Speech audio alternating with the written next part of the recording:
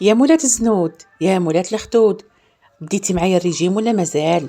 ولا راكي كل يوم تحطي لي هذاك الصحن تاع الكاطو، هذا تشاراك وهذا مقروط وهذا صابلي؟ راح تبداي معايا ولا مازال؟ ولا راكي تقولي حتى نكملوا؟ راكي تجيبي شهر ما تكمليهش، ما درتيش معايا الريجيم في رمضان وزيد ثاني كملتيها بحلويات العيد. وين حابه توصلي؟ حيوليو ماشي غير زنود وماشي غير خدود وراكي رايحه. يا نقول لك حاجة، الصحة راهي نقول كنز.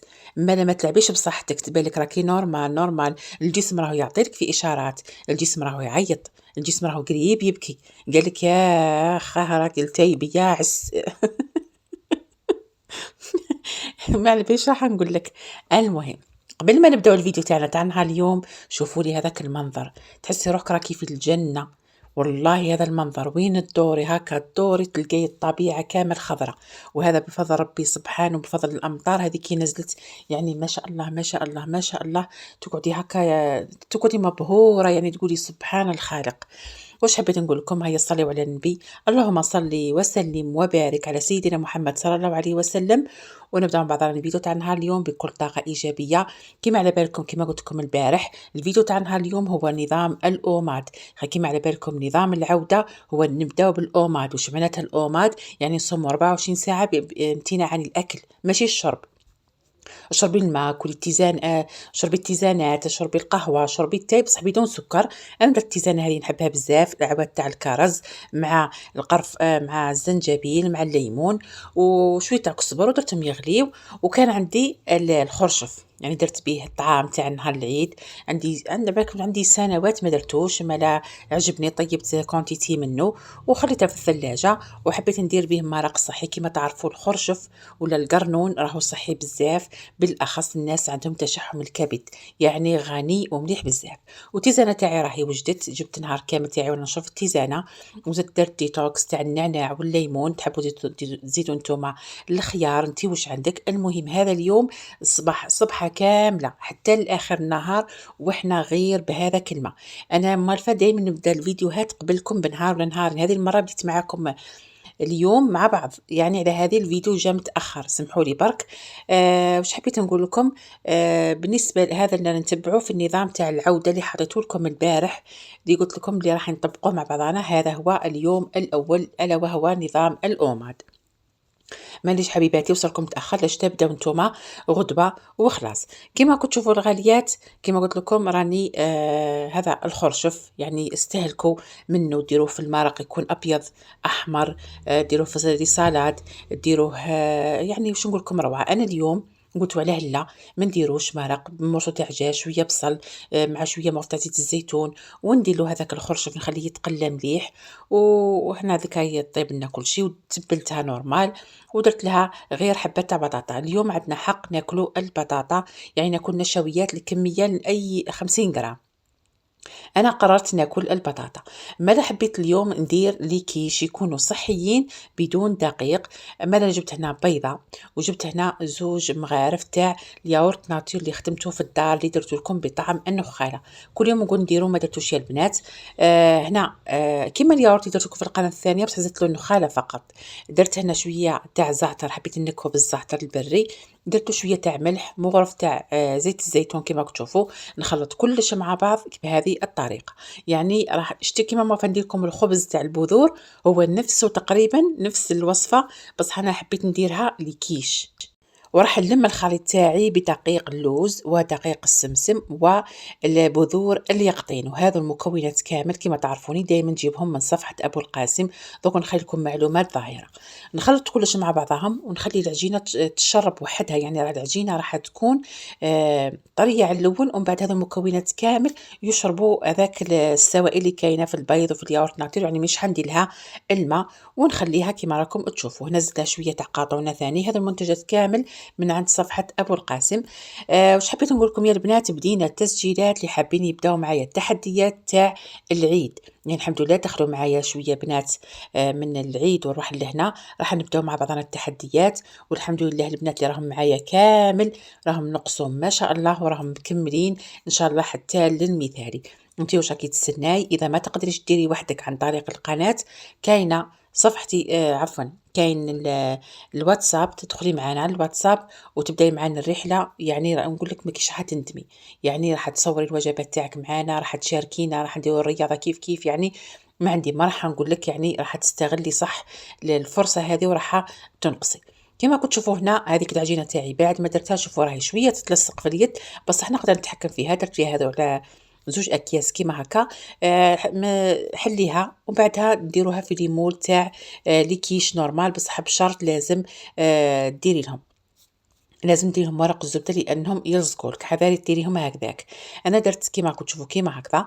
بعدها جاتني شوية تلصق شوية، وليت جبت لها شوية دقيق تاع الجلجلان مرحي، عاونت روحي خير ما نعاون روحي بالفرينة، وعمرت هذوك لي كيش تاعي كيما دوك تشوفوا.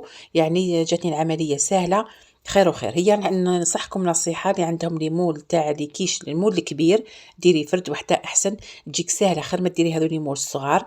بصح يعني دوك تشوفوا في الاخير النتيجه جات ما شاء الله.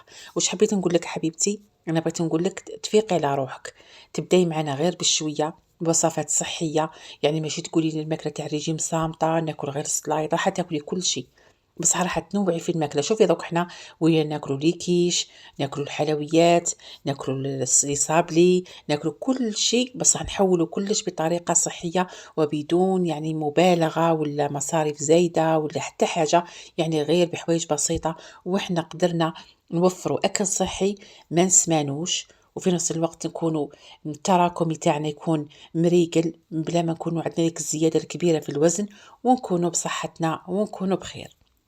هيا البنات، بلا ما ظلي كل يوم ديري عذر، اليوم غدوة، اليوم غدوة، اليوم غدوة، ومن بعد تلقاي روحك فات شهر شهرين وتلقاي روحك كي تشوفي روحك في المراة تخلعي، يعني صراحة تخلعي. هيا نقول لك حاجة، نوضي على روحك. كيما تشوفوا درت هذوك الربعة تاع لي كيش صحيين، قعدت لي هذه الكمية ما حبيتش نكمل كامل، زدت لها شوية خميرة الحلويات، ودرت لها انا شوية تاع ماء سخون، خليتها غير شوية، وراح نكمل ونديرهم خبيزات صغار ونطيبهم على شكل خبز. من جهة أخرى درت أنا بصل قليته مليح مليح مليح كيما تشوفوا. بعد ما تقلالي جبت السلق تاعي ودرتو في هذيك المقلاة كيما هكا، خليته حتى نذبل مليح مليح. بعدها روحي تبلي انتي واش حبيتي التتبيله اللي بغيتيها، ملح، فلفل اسود، زنجبيل، كزبره، شويه فلفل احمر، انتي واش راكي حابه تبلي، يعني ما شاء الله نتبلها مليح. شوفوا هذو اللي كيش وجدتهم، وهام هنا الخبيزات اللي راح نديرهم معاكم، يعني هذيك اللي نعتها لكم. شوفوا راح ندير خبيزات يعني ناكلهم في اليوم اللي يكون عندي نشويات، نقدر ناكل هذو في مكان بلاصه الخبز. فهمتوا يا البنات؟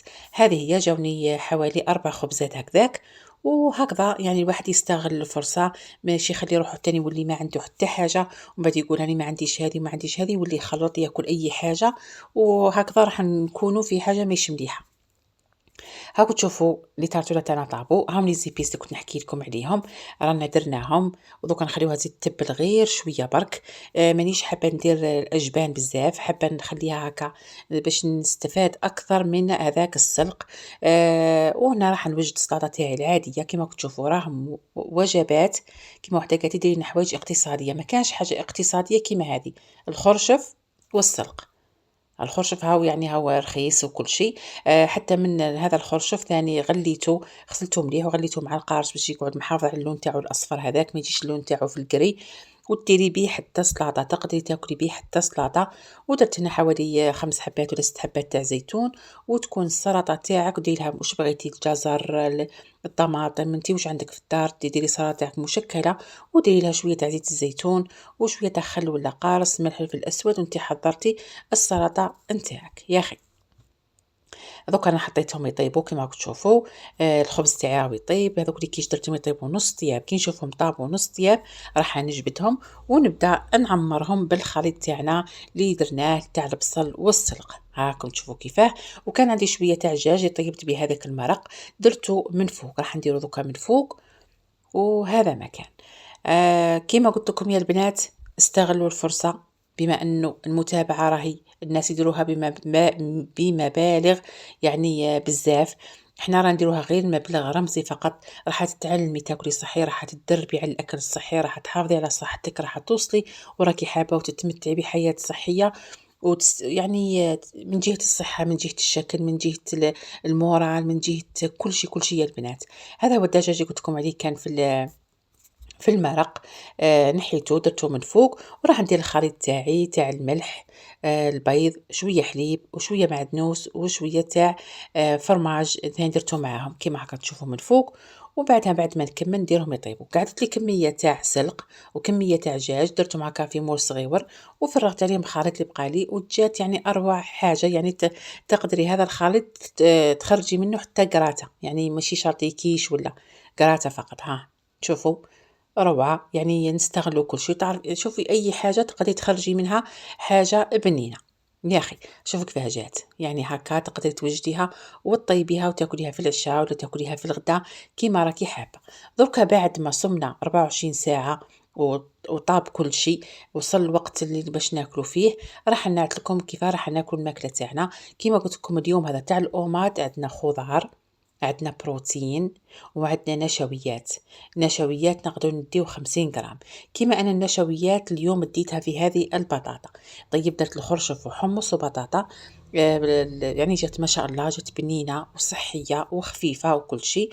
مع الخضار هي في السلطة، ودرت لنا لي كيش ثاني اللي مختومة بالبذور الصحية، يعني زيوت صحية.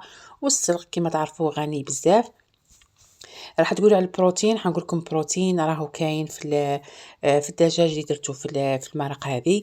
وعلى ثاني الخبز هذاك مخدوم فيه البيض. وثاني هذيك الكيش ثاني هذا كي درناه من فوق ثاني راهو ثاني بالبيض، يعني غنية من كل شيء. حبيت نوري لكم درت ورق الزبدة، يعني حاولوا باش ما تلصق لكمش. وشوفوا شكلها كيفاه جات رائعة وبنينة وهايلة بزاف بزاف بزاف. انا بعد ما كليت هذه الوجبه، يعني شوفوا شكلها، والله هي البنات غير بنينه، ما تفرقوهاش بين الكيش العاديه. يعني درت للعائله، درت لهم معاها شويه تاع بطاطا، انا ما درتش ليا البطاطا، ودرت ليا الغدا تاعي يكون صحي بدون اي تكاليف. راكم تشوفوا بسيطه جدا جدا جدا، ما كانش بساطه كيما هذه. خي قلتوا لي ما ديريناش تبع وصفات تكون مكلفه. هذه راهي بسيطة بزاف بزاف. بعد ما قلت لكم في هذا اليوم عندكم حق تاكلوا فاكهة، أنا اليوم الفاكهة ما كانتش متوفرة عندي. بعد هذه الوجبة مباشرة وشديت، أنا خي صورت لكم من قبل باللي راني درت حلويات صحية. ديت حلوة واحدة صحية، عفوا زوج، يعني غير قولوا 1.5 مع فنجان تاع قهوة ولا فنجان تاع تاي. وانتيا كملتي نهارك وتبقاي تكملي غير بالماء. والماء راح تدي حوالي 3 لتر، يعني هذاك هو مع التيزانات مع الديتوكس، يعني حتوصي 3 لتر. البنات انتظروني ان شاء الله الايام الجايه، راح ندير لكم هذه التيزانه الهايله بزاف اللي راح تخلصك من هذوك الدهون ولا هذوك السوائل اللي متخبيه في الجسم تاعك. هيا ما تنسونيش باللايكات والتعليقات، وسلام.